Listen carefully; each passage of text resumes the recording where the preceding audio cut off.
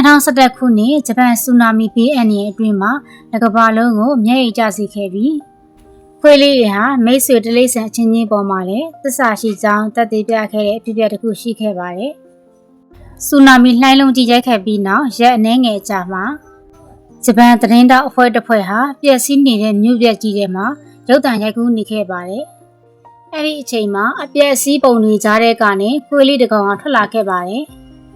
ခွေးလေးဟာသတင်းတောက်တွေကိုမြင်တဲ့အခါထိုသူတွေစီအပြေးလွှားသွားပြီးတခုခုကိုပြချင်တယ်လို့မျိုးလမ်းပြခေါ်ဆောင်သွားပါတယ်။သတင်းတောက်တွေကနောက်ကနေလိုက်သွားတဲ့အခါမှာတော့အလွန်စိတ်မကောင်းစရာမြင်ကွင်းတစ်ခုကိုတွေ့လိုက်ရပါတယ်။အပျက်စီးပုံတွေကြားထဲမှာနောက်ထပ်ခွေးလေးတစ်ကောင်ဟာပြင်းထန်တဲ့ဒဏ်ရာတွေနဲ့လဲကျနေပါတယ်။လမ်းပြခေါ်ဆောင်လာသောခွေးလေးဟာသူ့တငယ်ချင်းကိုဆွဲထုတ်လာခဲ့ပါတယ်။သတင်းတောက်တွေဟာအဲ့ဒီခွေးလေးနှစ်ကောင်ရဲ့ဗီဒီယိုကိုရိုက်ကူးပြီးကယ်ဆယ်ရေးအဖွဲ့တွေစီအကြောင်းကြားခဲ့ပါတယ်။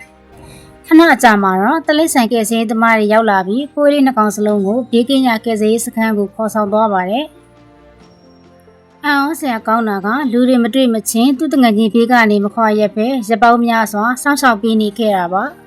။တငယ်ချင်းဖြစ်သူအေးခဲမသွားအောင်သူ့ကိုယ်လုံးနဲ့ပြီးကပ်ပြီးနှွေးထွေးမှုပေးခဲ့ပါသေးတယ်။တကယ်တော့ဒဏ်ရာရခွေးလေးဟာသူ့တငယ်ချင်းရဲ့အကူအညီသာမရခဲ့ရင်အသက်ရှင်ဖို့မဖြစ်နိုင်ပါဘူး။ဒီခွေးလေးတွေဟာလူတချို့မှမထားရှိနိုင်တဲ့မေတ္တာတရားနဲ့သစ္စာရှိမှုကိုပြသခဲ့တာပါ2019စက်တင်ဘာ19ရက်နေ့တွင်လှုပ်ခတ်ခဲ့သောမက္ကဆီကိုငလင်ကြီးဟာမက္ကဆီကိုမြို့တော်နဲ့အနီးတစ်ဝိုက်ပြည်နယ်တွေမှာအဆောက်အဦများစွာပြိုကျခဲ့ပြီးလူပေါင်း380ကျော်တိပါတယ်မြို့တော်တစ်ခုလုံးဖုံမုတ်တွေနဲ့ဖုံးလွှမ်းပြီးအပျက်စီးပုံကြီးဖြစ်သွားပါတယ်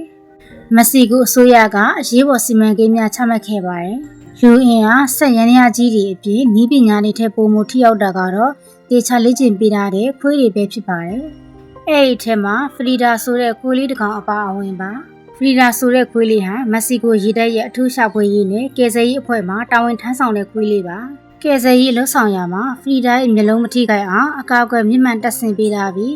ခြေဖွားလေးတွေမရှအောင်ဘိုးဖနက်လေးတွေစီးပေးထားပါတယ်။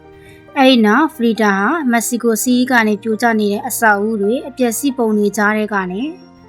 အသက်ရှင်တဲ့ကျန်းရည်သူတွေကိုအနံ့ခံရှာဖွေခဲ့ပါတယ်။လူပေါင်း90ကျော်ကိုရှာဖွေတွေ့ရှိခဲ့ပြီးဖရီဒါရဲ့ရှာဖွေမှုကြောင့်ကယ်ဆယ်ရေးသမားတွေဟာအသက်ရှင်သူတွေကိုအချိန်မီကယ်ထုတ်နိုင်ခဲ့ပါတယ်။ဖရီဒါဟာသူမရဲ့တက်တန်းတစ်လျှောက်မှာပြင်းထန်တဲ့သဘာဝဘေးအန္တရာယ်တွေမှာပါဝင်ကယ်ဆယ်ရေးလုပ်ခဲ့ပါတယ်။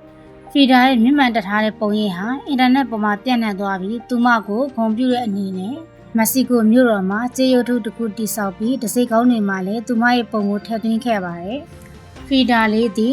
2019အသက်10နှစ်အရွယ်မှာရေတပ်ကနေတရားဝင်နားယူခဲ့ပါတယ်။သူမအသက်73နှစ်အရွယ်မှာကွယ်လွန်သွားခဲ့ပါတယ်။မက္ကဆီကိုရေတပ်ကဖရီဒါကိုစစ်အခမ်းအနားနဲ့ဂုဏ်ပြုနှုတ်ဆက်ခဲ့ပါတယ်။2019ခုနှစ်ဒီဇင်ဘာ31ရက်နှစ်သစ်ကူးအကြိုညတွင်ဩစတြေးလျတော်မီဟာဗီတိုရီးယားပြည်နယ်ကော်ရီယာမြို့နာသို့အရှိန်ဟုန်ပြင်းပြင်းနဲ့နီးကပ်လာခဲ့ပါတယ်။လေပြင်းနှင့်အတူလှိမ့်မြန်စွာပြန့်နှံ့လာသောတော်မီသည်အိမ်တွေလေယာတွေကိုကူးဆက်ပြီးလူနဲ့တိရစ္ဆာန်အများပြားထွက်ပြေးရတဲ့အခြေအနေထိဖြစ်ခဲ့ပါတယ်။ထိုပြင်းထန်သောတော်မီတွေကြားမှာခွေးမလေးပတ်စီနဲ့သူ့သခင်စတီဗီဟေးတို့ကမီလီယံနေကြားမှာပိတ်မိနေတဲ့တိုးအကြီးကိုကယ်ထုတ်ဖို့ကြိုးစားကြပါတယ်။တော်မီကခြံဝင်းနားထိရောက်နေပြီးကောင်းကင်တစ်ခုလုံးหนีရဲမှောင်မဲနေတဲ့အခြေအနေမှာပတ်စီဟာကြောက်လန့်မသွားဘဲတိုးတွေကိုစူးစီးပေးနိုင်ခဲ့ပါတယ်။တိုးအကြီးကိုလမ်းပြရင်ပတ်စီဟာမီးဘေးနဲ့ဝေးရာစကြက်မြေကွင်းမြေစီကို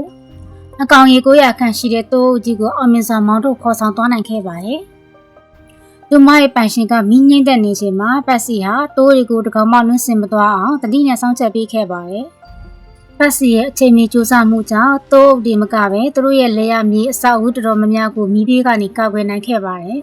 ။တကယ်တော့ပတ်စီလေးဟာမီးဘေးအန္တရာယ်ကနေတကောင်နဲ့ရှောင်ထွက်မသွားပဲ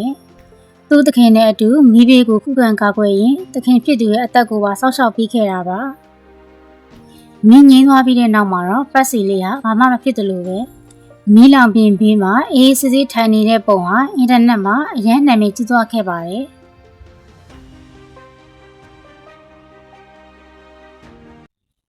2005ခုနှစ်တွင်အမေရိကန်နိုင်ငံမှာဟာရီကိန်းမုန်တိုင်းကြီးတစ်ခုဖြစ်ပွားခဲ့ပါတယ်။ ဒါဟာသမိုင်းတစ်လျှောက်အဆိုးရွားဆုံးတဘာဝဘေးအန္တရာယ်တစ်ခုဖြစ်ခဲ့ပြီးလူပေါင်းများစွာအိုးအိမ်တွေကိုစွန့်ခွာခဲ့ရသလိုအဲ့ဒီထဲမှာခွေးကလေးစနိုးဘောနဲ့သူ့တခင်မိသားစုလည်းမုန်တိုင်းတံကိုခံခဲ့ရပါတယ်။ဟာရီကိန်းမုန်တိုင်းကြီးကြောင့်ရေကြီးနေတဲ့ New Orleans မြို့တွေကဒုက္ခသည်တွေကိုဘေးကင်းရာသို့ပို့ဆောင်ဖို့ကယ်ဆယ်ရေးယာဉ်တွေရောက်လာခဲ့ပါတယ်။ Snowball ရဲ့တခင်ကလေးငယ်ဟာသူ့ရဲ့အချစ်ဆုံးခွေးလေးကိုပွေ့ချပြီးကယ်ဆယ်ရေးယာဉ်မော်သို့တက်ဖို့ပြင်ဆင်နေစဉ်အဲ့ဒီအချိန်ကလူတွေကိုပဲကယ်ဆယ်ရေးယာဉ်တွေကတင်ဆောင်တာကြောင့် Snowball ကိုခေါ်ခွင့်မရခဲ့ပါဘူး။ကလေးငယ်ဟာသူ့ခွေးလေးကိုမထားခဲ့ခြင်းလို့ငိုယိုပြီးတောင်းပန်ခဲ့ပေမဲ့ကယ်ဆယ်ရေးသမားတွေကစနူးဘောကိုကလေးငယ်ရဲ့လက်ထဲကနေအတင်းဆွဲယူလိုက်ပါတယ်။ကလေးငယ်ကိုတော့ကားပေါ်သို့တွန်းတင်ပြီးခေါ်ဆောင်သွားပါတယ်။ကလေးငယ်ဟာသူ့ခွေးလေးနာမည်ကိုခေါ်ပြီးအော်ဟစ်ငိုယိုရင်းဒရင်းပေါက်ကနေလက်ပြနှုတ်ဆက်ခဲ့ပါတယ်။ကယ်ဆယ်ရေးယာဉ်တွေမောင်းထွက်သွားချိန်မှာခွေးကလေးဟာသူ့သခင်နောက်ကိုပြေးလိုက်ဖို့ကြိုးစားခဲ့ပေမဲ့ကားကမြင်မြင်မောင်းထွက်သွားတဲ့အတွက်ခွေးကလေးဟာလူအုပ်ကြီးနဲ့ရှီပြီးဒုက္ခသည်တွေကြားမှာတကောင်နဲ့ကြံရင်ခဲ့ပါတော့တယ်။ဒီမြင်ကွင်းကိုရုပ်သံသတင်းထောက်တွေကရိုက်ကူးမိခဲ့ပြီးတကဘာလုံးကလူတွေဟာဒီကလေးနဲ့ခွေးကလေးအတွက်စိုးရိမ်ပူပန်ခဲ့ကြပါတယ်။ဒီဖြစ်ရကြောင်း Pass Out လို့ခေါ်တဲ့အိမ်မွေးတိရစ္ဆာန်ကယ်ဆယ်ရေးဥပဒေပေါ်ပေါက်လာခဲ့ပြီးအမေရိကန်အစိုးရဟာအရေးပေါ်ကယ်ဆယ်ရေးလုပ်ငန်းတွေမှာလူနဲ့အတူအိမ်မွေးတိရစ္ဆာန်များကိုပါတဘာတဲ့ကယ်ဆယ်ရမယ်ဆိုတဲ့ဥပဒေပြဋ္ဌာန်းခဲ့ပါတယ်။အဲဒီနောက်ပိုင်းဖြစ်ပွားခဲ့တဲ့တဘာဝဘေးအန္တရာယ်တွေမှာတိရစ္ဆာန်ထောင်သောင်းချီဟာသူတို့ရဲ့တခင်တွေနဲ့ခွဲခွာဆရာမလို့တော့ပဲအတူတူဘေးလို့ရသူရောက်ရှိနိုင်ခဲ့ကြပါတယ်။